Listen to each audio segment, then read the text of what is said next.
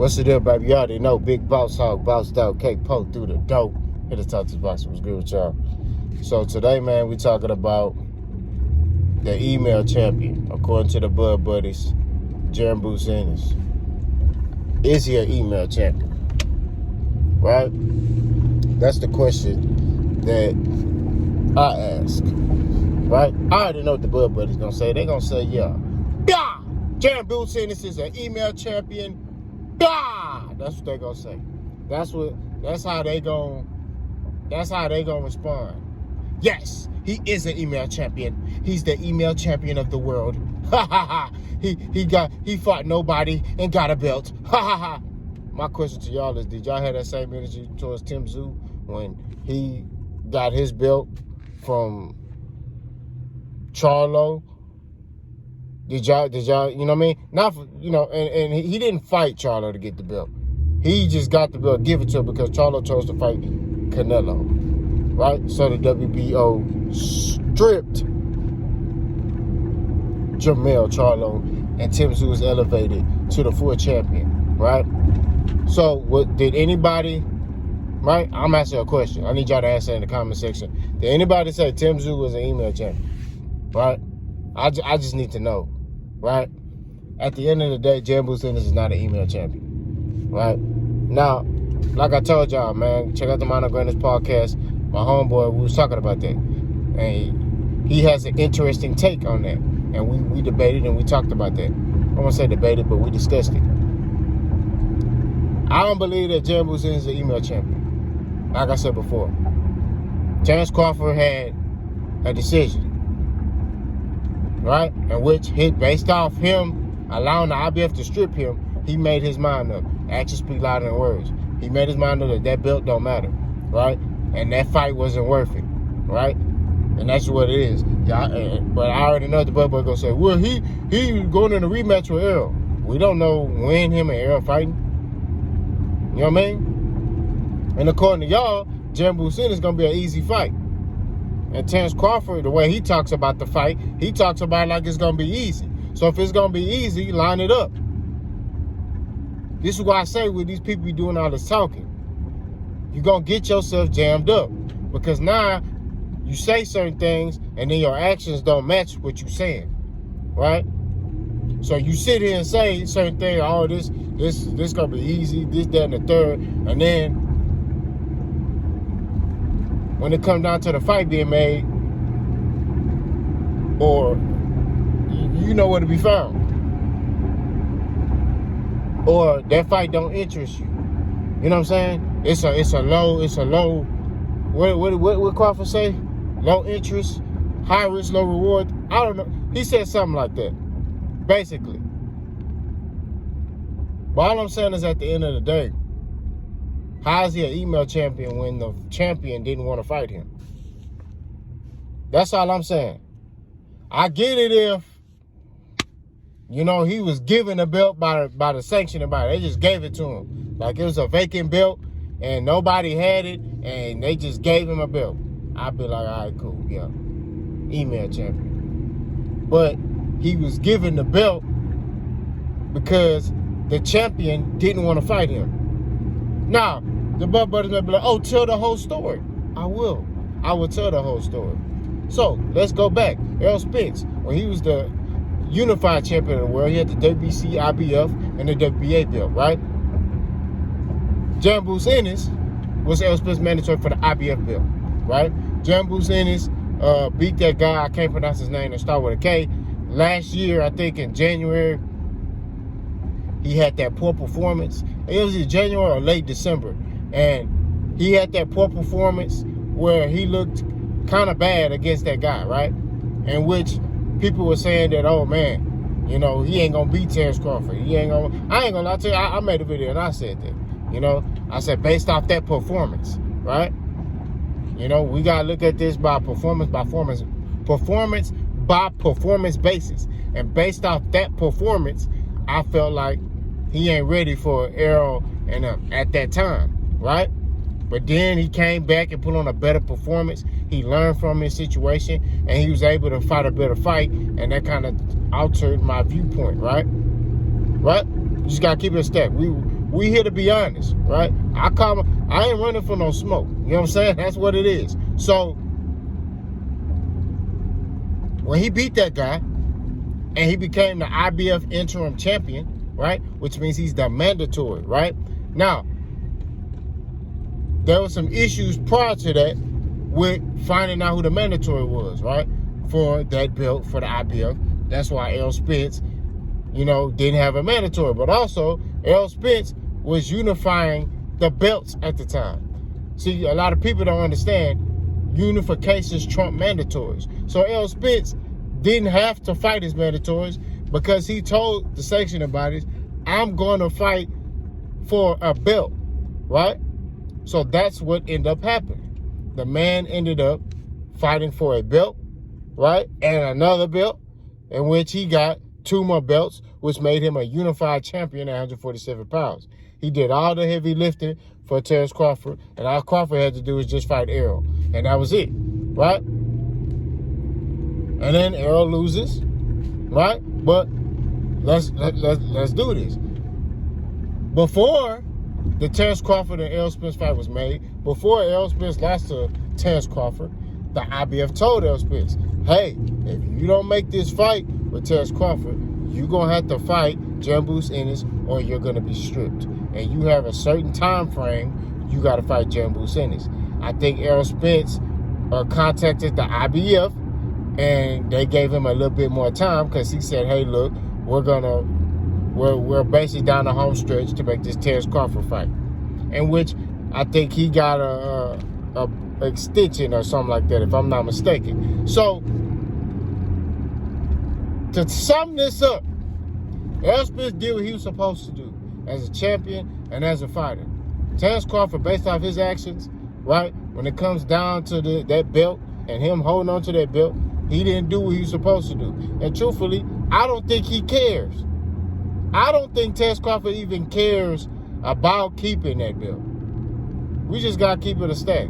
I don't think he give 2 craps about that IBF belt. Because his mindset is this: I'm already undisputed. Now, granted, I don't know why he still got the other belts, right? He should just drop them. You get what I mean? But like I said before, I think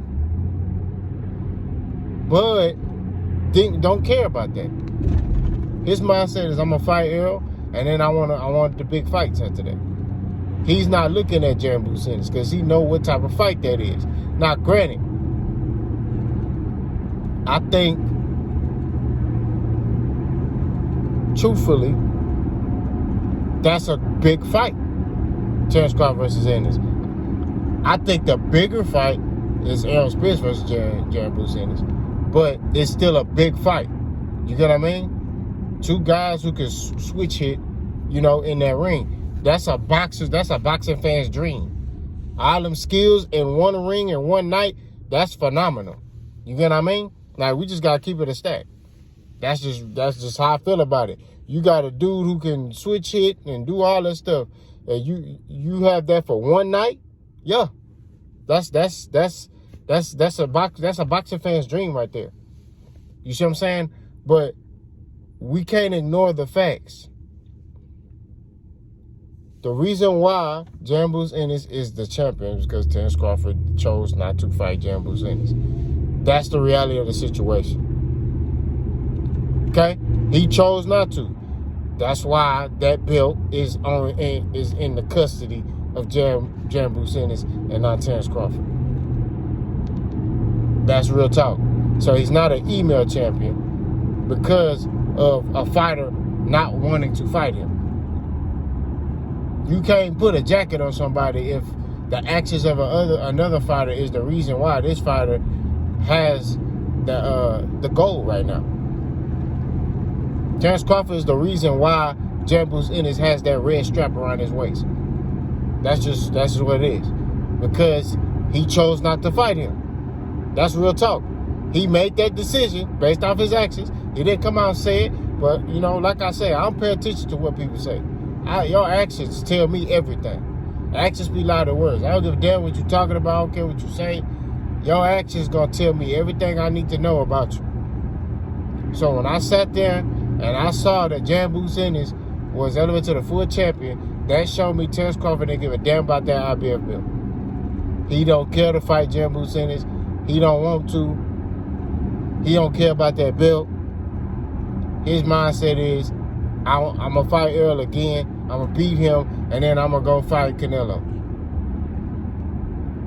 That's his mentality. But, like I said before, I think Jaron Enis, that email champion term, we got to throw that in the trash. And truthfully, if I'm not mistaken, when he's supposed to fight Cody Crowley, I bet I'm on over this country road. When he's supposed to fight Cody Crowley for that IBF belt, somebody look that up. I think him and Cody Crowley are supposed to fight on the undercard of Andre and Benavidez, right? And that belt was going to be on the line. So Cody Crowley had an opportunity to become an IBF champion, right? I don't know the details of the situation, but Cody Crowley, for some reason, didn't take the fight, right? Or he agreed to it and then backed out. You know what I mean? I don't know if it was money or what it was, but he didn't end up taking the fight, right? So now we're back to square one with the situation. So due to those actions, what they going to keep doing? They just going to keep, well, we'll just hold off on giving Boots the belt, although he's the interim champion. No, they got to give it to him at this point.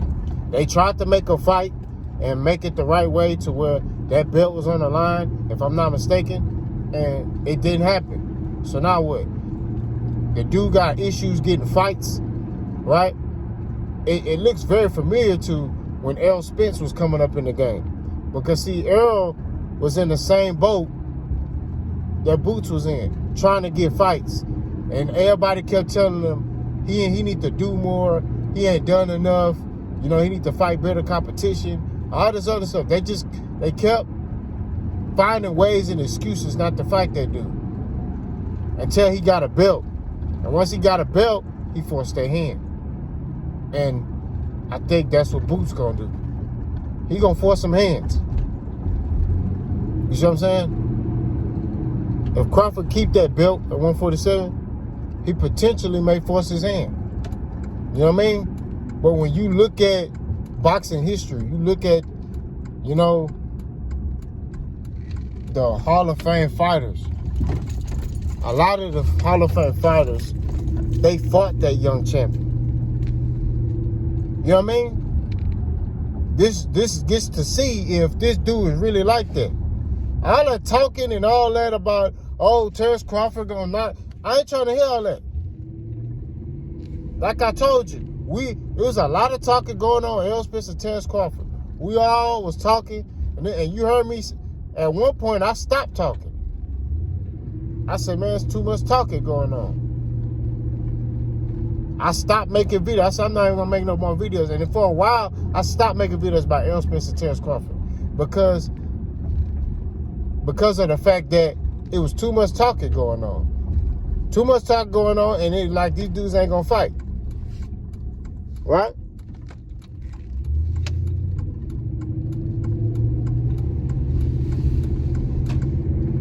It's just too, look, at the end of the day, when you are great, when you're a legend, and like y'all say, Terrence Crawford is a Hall of Fame fighter. I'll give him his credit. But when you that dude, you fight that young, hungry lion, bro. And you show him he ain't like that. If you that dude, you show him he ain't like that. You know what I'm saying? That's what it is. Terrence Crawford did that to Errol. He showed Errol, hey, you good, but I'm better. I'm just talking about for that night. That night on July 29th, for that night, he showed Errol, you good, but I'm better. You know? For that particular day, he showed him that, right? We'll see what happens in the second fight. But that's what you do when you're great. You show them you're not on my level. So he got to do that same thing. So after he fought Errol, because Boots let it be known, he said, they still on my radar. I still want those fights because they didn't give me the opportunity. So I'm still seeking after them. I don't care if they move up and they ain't got no belt. I still want to fight them. So he still won't smoke with Terrence Crawford. He still won't smoke with Errol. He still won't smoke with Keith Thurman. If Sean Porter come out of retirement, he won't smoke with Sean Porter too. But he told you, we don't do all that talking.